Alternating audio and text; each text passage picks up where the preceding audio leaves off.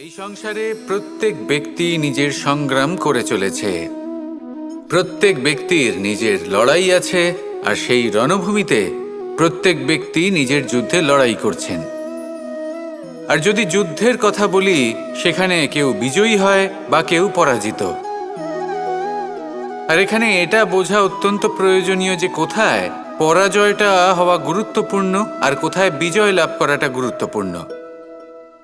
যদি আপনার এই যুদ্ধটা আপনার আপনজনের সাথে হয়, তাহলে সেখানে পরাজিত হওয়াটাই শ্রেয়, কারণ সেখানে পরাজিত হয়ে আপনি প্রসন্নতা লাভ করবেন। কিন্তু যদি এই যুদ্ধটাই আপনার নিজের সাথে হয়, নিজের মনের সাথে, নিজের মানসিকতার সাথে হয়, তাহলে এতে আপনাকে জয়ী হতে হবে। এই সংসারের যে কোনো যুদ্ধ হোক না কেন, সেটা রণভূমির পূর্বে এই মনের মাঝে লড়তে হয়। এবার যদি এই মন আপনার উপরে বিজয় লাভ করে, তাহলে রণভূমিতে আপনি পরাজিত হবেন। কিন্তু যদি আপনি এই মনের উপর বিজয় লাভ করতে পারেন, তাহলে এই সমগ্র সংসারে এমন কোনো স্থান নেই, এমন কোনো রণভূমি নেই যেখানে আপনি জয়লাভ করতে পারবেন না।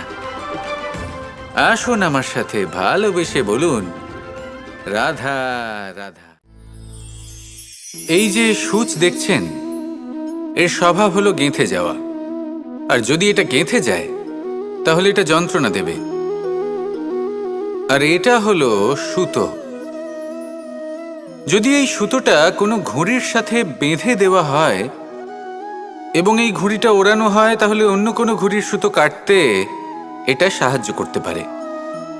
কিন্তু যদি সূচ আর সুতো এই দুইকে একসাথে জুড়ে দেওয়া হয়, তাহলে এটা বস্ত্র নির্মাণ করতে পারে, কোনো জিনিস জুড়তে কাজে লাগতে পারে।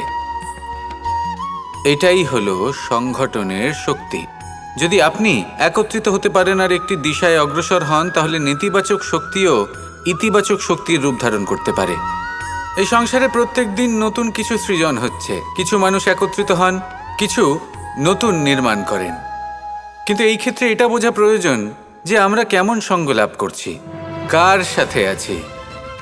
যদি আপনি সুতো হন আর ঘুড়ির সাথে যুক্ত হন, তাহলে হয় অন্য ঘুড়ি কাটবেন বা অন্য কোনো ঘুড়ি আপনাকে কাটবে। কিন্তু যদি আপনি সুতো হন আর সূচের সাথে যুক্ত হয়ে যান, তাহলে আপনি নির্মাণ করতে পারবেন, জোড়ার কাজ করতে পারবেন, শ্রেষ্ঠ কর্ম করবেন। এই কথা মনে রাখুন আর আমার সাথে ভালোবেসে বলুন, রাধা রাধা।